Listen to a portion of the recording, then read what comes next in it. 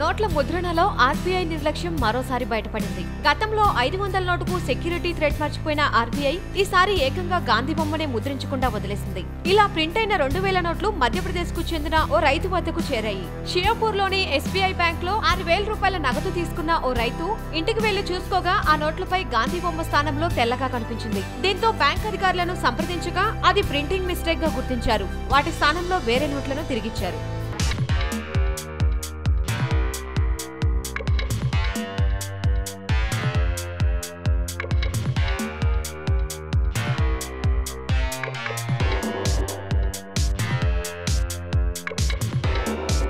వీలైతే లైక్, కుదిరితే కామెంట్ పెట్టండి.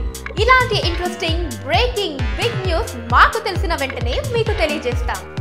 దీనికి మీరు చేయవలసిందల్లా ఇక్కడ కనిపిస్తున్న సబ్స్క్రైబ్ బటన్ ని నొక్కి సబ్స్క్రైబ్ అవ్వండి. అండ్ ఇంకో విషయం, పక్కనే ఒక గంట సింబల్ కనిపిస్తుంది కదా, దాన్ని నొక్కారనుకోండి మేము చేసే వీడియో అప్డేట్స్, నోటిఫికేషన్స్ అన్నిటితో మీ డివైస్ లో వాలిపోతాం.